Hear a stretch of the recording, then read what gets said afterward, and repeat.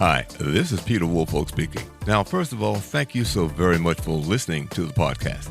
Now, I am very excited to let you know that the podcast is now available on Amazon Alexa. You know the drill. Simply say, Alexa, play Public Relations Review Podcast, and she'll take it from there. And again, thank you for listening. And if you enjoy the program, please become a subscriber. Now, on to the podcast. Welcome. This is the Public Relations Review Podcast, a program to discuss the many facets of public relations with seasoned professionals, educators, authors, and others. Now, here is your host, Peter Woolfolk.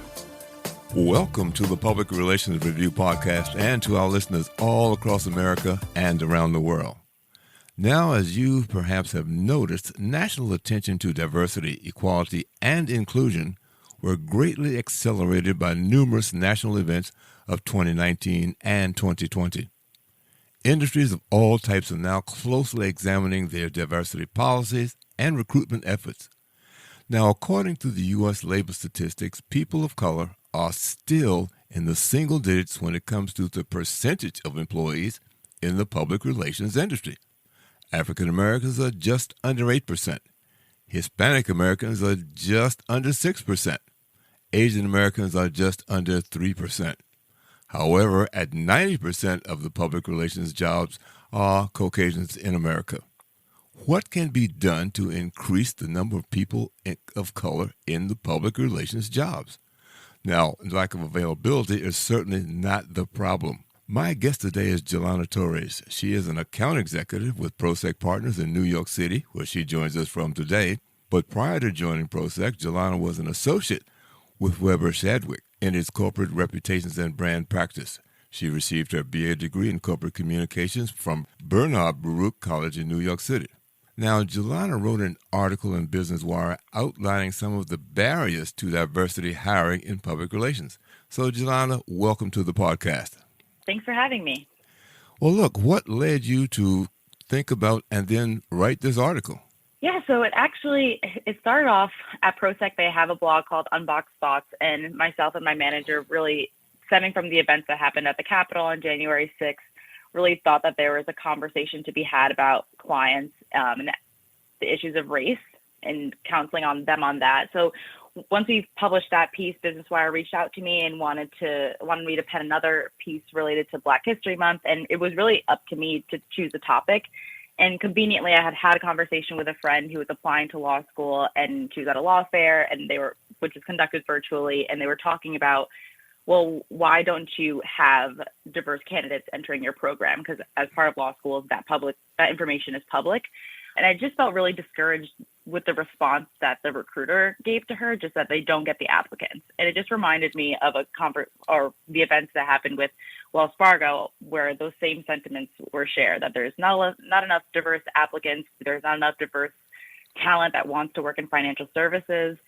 So it stemmed from there. I pitched them the idea, and it sounded they were really interested in it. But I think it's just a larger issue wherever sector that you're working in. And I found, as a Black woman working in public relations, I am that diverse talent that they are stating is not existing. So just really looking at that and wanting to give some actionable advice that the PR community could really look at and make sure these diverse communities feel seen. So how did you go about developing what some of those, or let's say not developing, but identifying what were some of the barriers that you located or you saw or you experienced? Well, I guess I just reflected on my own journey to public relations. So, for example, one of the action items I gave was ending the unpaid internship. So early on in my career, I think I was in my junior year at Baruch, I had a few unpaid internships, not in the financial service industry, but really when I wanted to work in consumer and fashion. And it was just a struggle for me to really do that on maybe like 3 days a week, also attend school and be able to support myself financially. So there's a lot of conversations now that are being had about unpaid internships. And as I shifted gears and wanted to work more in the corporate sector of PR, I found that some of the larger agencies are paying their interns, and the experience was drastically different about just me being able to support myself. So I think it's unfair and creates a level of inequality if these organizations are offering unpaid internships. Like, well, who are taking those unpaid internships? It's those who have the means, whether that's from their family or outside sources, to support them while they're essentially making no money. Mm-hmm. So that really puts those people of color who may not have those same resources at a disadvantage. And then when you look even beyond internships and you want to get a full-time job, well, they require like 1 to 2 years of experience. So if I am a person of color, I'm applying for a job and I don't have that experience because I wasn't financially capable of taking that unpaid internship where my white counterpart might have. So already from the beginning, you're at a disadvantage. Well, let me say this. When I was in the Clinton administration, one of the things that I was doing in a particular office that I worked in, the assistant secretary asked if I would, let's say, oversee bringing in some interns. So in interviewing them, and unfortunately, it was the federal government, and they were not paying. So I certainly understand the predicament that it put people in, particularly when you're living in a city either like Washington, D.C. or New York, where it's very expensive to live there. So that that certainly adds to the complications, and hopefully pay attention to that and correct that, because that is a huge problem for folks to try to get over. And what else did you find? Yeah, no, I definitely agree. So what else did you find? Well, just even I'm looking outside the box when it comes to where you're recruiting. So I think as I started to work with more people and look into their background, it was amazing to me that some of the smartest people that I worked with in the industry didn't even have a PR degree. Like, they were lawyers, they worked in the financial services industry, and just like PR was the next step in their journey. So I'm just thinking about so many talented individuals that we're not even looking at. So when you're saying that talent isn't there, I would just question, like, where exactly are you looking for it? Are you looking at schools that have like corporate communications programs? Because I think that's just very limiting in itself. Like, we should be looking elsewhere. And even I read a post on LinkedIn recently that these companies are touting like they embracing diversity, but really like aren't recruiting at the community college level, where you find people like really super smart people. And I myself went to community college too, that just maybe don't have the resources to spend on a private education. And so like that in itself is really limited too. So I think we shouldn't just be limiting ourselves to recruiting at like these big private institutions, but really looking outside the box, whether it's community college, where there are really smart people who are prioritizing their financial stability over going to a name brand college. And just from my own experience, I was surrounded by a lot of smart people who shared my same experience, where I got into private institutions and four-year schools, and that was great, but just I couldn't afford to go to college and not live at home and save money. So I think, and then you really find that grit and hustle at those schools with those people, because they really learn how to make the most out of a little and work harder than anybody else, because they want those same opportunities that are allotted to people who go to those private schools. Mm-hmm. Well, I think that's an interesting observation, as you said, because if you continually go to the same place and your results are not that great, obviously something needs to change, and what that change is, that's what they need to look at. And, the other part is obviously HBCUs. There are a lot of organizations, student organizations such as PRSSA. You have journalism, and you also have those people who might be in radio and TV as well. Because if you look at some of the anchors on TV or some of the reporters on TV, they're not all communications background folks. Some of them are attorneys. So for whatever reason, they decided to shift gears and go in a different direction. But that says to me that, yes, people do need to look in different places to have some increased and better results. Yeah, and the HBCU recruiting is a great point, too, because ProSec is doing that. We're actually doing a recruiting session with Spelman and Morehouse, and that's just their business association. So, again, like not even looking at the PR majors, but like there are transferable skills, the people who are majoring in business, that are totally applicable to the PR industry. And especially when it comes to PR, I think as more and more we're counseling our clients about different moments in time, whether that's Black History Month, and making sure that their organizations are diverse and they're having these important conversations, we need to make sure that our industry is reflective of the advice that we're giving them. So it can't just always be like Caucasian people giving advice. I think really making sure that our industry is reflective of that is going to be really important. And I think the issue with PR too, I found like you're almost maybe like there are a few people of color in the industry overall, so that makes it hard when you have issues related to race. The immediate reaction is to go to like the Black person, or if the issue is concerned like Hispanics, to go to the Hispanic on your team and ask them for their advice. But essentially, I don't know that that's like the most fair to do. So just making sure that we have like a really robust amount of talent and that it's reflective of all the different demographics, I think is going to be important. Well, part of, as I listen to you, one of the things about when you're trying to overcome a problem, obviously sometimes you do need to go to some of those people you're trying to help you solve that problem. But who is planning the diversity programs in some of these larger organizations?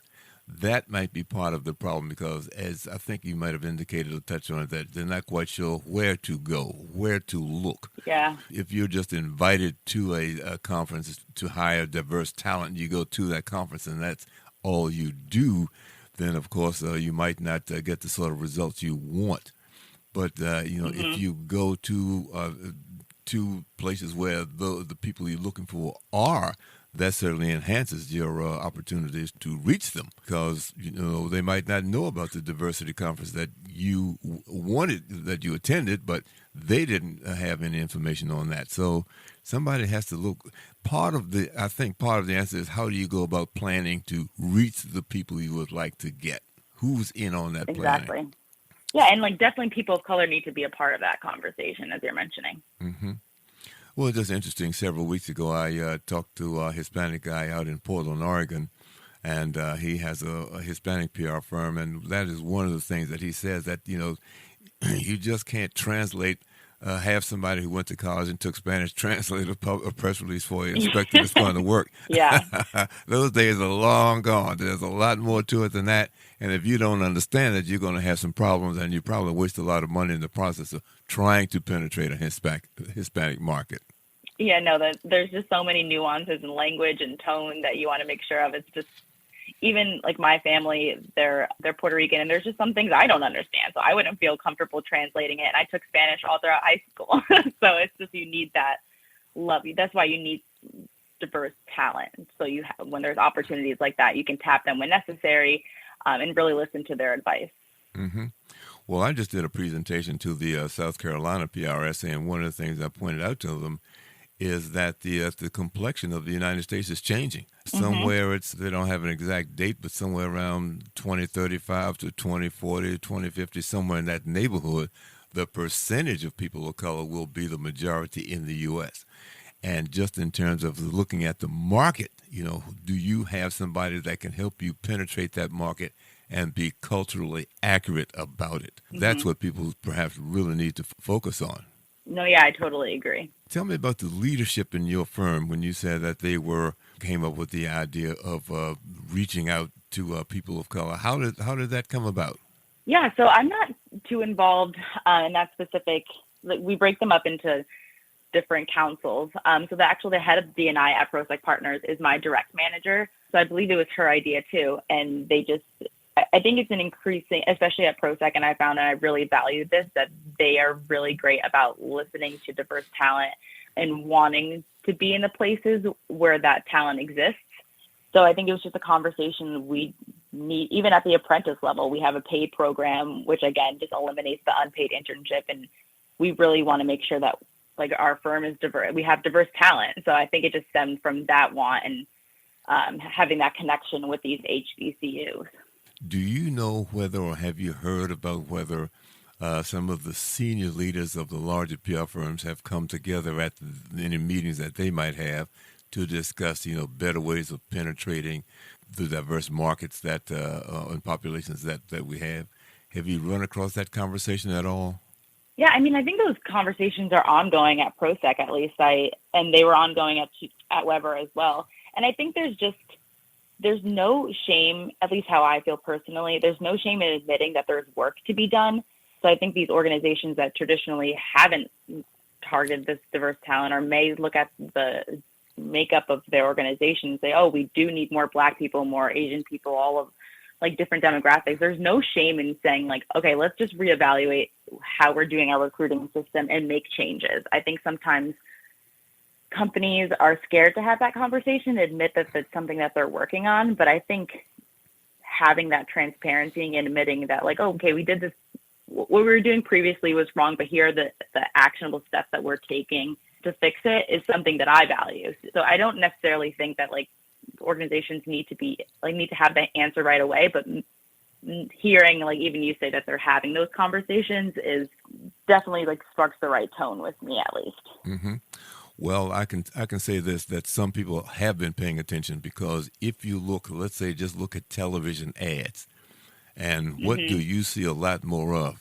The first thing that I see a lot more of than I have in a long, long time are Asian Americans in TV ads, regular TV ads. Right alongside them, perhaps, are Hispanic Americans in regular TV ads. And another thing that I've seen that is really on the increase are interracial couples. You know, whether the composition happens to be, so somebody is realizing or paying attention that, hey, look, this is happening, and if we want to benefit from it in terms of our marketing and penetration, or help our clients to do our marketing and penetration, then we need to get busy and make sure we get this right and do it sometime soon. No, yeah, I agree. I love seeing, like, watching TV shows and seeing like a broad spectrum of representation. And you speak about like interracial relationships. I think those are important to depict on TV. So I'm just glad that people are taking notice, and I'm seeing that change. And like people who are younger than me or my kids one day won't have to deal with not seeing themselves reflected on TV or not seeing stories being told about their life. So I think those things are all important. Mm-hmm. Well, you know, the other thing I did, because there are certain complexities that go with different cultures. Just out of, because I was, as I said, I was going to and did make this presentation to the folks in South Carolina, and the fact that Hispanics, but not Hispanics, but Asian Americans, particularly the Chinese population, when I ask, I just asked Alexa, how many different subcultures are there in the Chinese community? And she picked China, of course. She said of all the billions of people there are 56 different subcultures there. So, my goodness. Now, I'm sure that some of those folks are here. So that once again tells you that all Chinese might not speak exactly the same language, or everything might not translate the same way. So if you need to, you need to identify those subcultures that you are trying to reach, and have somebody that knows what they're doing and how to go about doing it, because otherwise you can make some huge mistakes. Yeah, no, I think that's super interesting. And no one group is a monolith when it comes to how they think, speak, act. So you can't just, there's always work to be done. So I think that's interesting that you bring up these different sections of like what it means to be like Chinese, or these different areas. Like, it's important not to just have like one person on your team who's of Asian descent, but you need to really have that reflected across everything. Well, even with the Hispanic community, what was pointed out to me, that, the same thing. Well, you know this, there are various cultures, and somebody might be from Mexico or Brazil or Honduras, and so there are cultural issues that change as well, so that, again, Spanish is not necessarily universal to everyone who speaks Spanish. Yeah. And I mean, I think with this latest election, you saw that like the Hispanic community isn't a monolith, and they don't think the same way. But even like me being Puerto Rican, like I have exposure to what it means to be Puerto Rican and speak Spanish and be around people of that community. But that's not to say that I know everything about like being Mexican or Honduras or different nationalities. Like you really have to do your research and be willing to listen to those different people as well.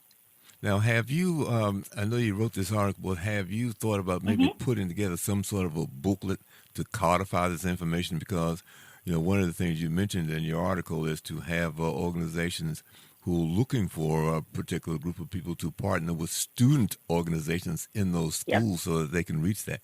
Had you ever thought about codifying some sort of a book about the guide to enhancing the diversity in your organization, so to speak? I mean, I haven't thought about it, but it's funny that you mentioned that, because our HR director actually reached out to me today because she had read the piece, and really wanted me to partner with our HR team to make sure that they're looking at diverse talent. And I'm of course happy to do that. I'm not sure if I'm ready to write a booklet, because of course I'm no expert on the topic. I think I can only speak from my experiences, but just that level of like, we're listening and want to include you as part of the conversation is really important to me. Well, one of the things in some cases, obviously you can't be too specific, but there are some general things that you need to know, such as those we've just talked about, that all groups are not monolithic. What happens even as an African American, I'm from Washington, D.C., now some of the cultural traits and so forth and so on in the Deep South, I have no idea what they are. But, it depends on where you want to go to reach the particular people you're after. You need to have somebody who is familiar with that group to tell you how to go about it. So it might not be necessarily the essentials, but the process. And the process is get somebody that has that cultural experience to help guide you through the process of developing your outreach program, I guess is perhaps the best way I'm putting it. Yeah, and then even in like the blog that myself and my manager wrote for like the ProSec blog, we gave that same advice. Like, there's no shame in bringing in outside voices. Like, no one expects you to be an expert on every single like nuance, but just bringing in those like employee resource groups or affinity groups who can help you like facilitate like tough conversations. I think like employees will really appreciate that. The other thing that I was thinking about, as we maybe begin to wind down here a little bit, is that when we talk about diversity, too often there's groups that are left out. And when I say that, I think about the seniors. Folks forget that, wait a minute, seniors are a group that really need to be brought in. One, because a lot of them make a lot of money. There's no question about that, and they have a lot of time on their hands. But I also recall disability. Folks who are disabled that's another group that I think sometimes gets left out of the diversity conversation. So sometimes we need to broaden what that scope is. Maybe last year or something, I did a podcast on marketing to members of the blind. And they have money to spend. But you need to know what to do and how to go about doing it to reach those people so that, you don't get on their bad side and turn them off as potential customers. No, yeah, I totally agree. Well, Jalana, you have really certainly helped us to better understand how our listeners can better understand how to go about removing some of those barriers. I'm just wondering if you would have some perhaps closing remarks to give to listeners. I guess the only thing I could say is that it's an ongoing conversation. You don't have to have the problem solved right away. I think just making sure that it's on your radar. If you were previously an organization like, maybe the diverse talents out there, just recognizing that and looking inwards is the first step that you can take. So I think no one expects organizations to be perfect, but we expect them to do the work. So I think that's what I would leave off with. Well, good. Thank you so much. My guest today was Jalana Torres.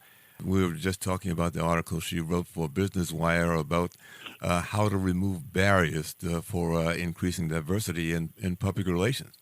So I really want to thank her for taking the time to join us today, and I want to thank you as our listeners for listening today. And if you've enjoyed it, of course, give us a great review, and of course, tell your friends, and be certain to listen to the next edition of the Public Relations Review podcast. Thank you. This podcast is produced by Communication Strategies, an award-winning public relations and public affairs firm headquartered in Nashville, Tennessee. Thank you for joining us.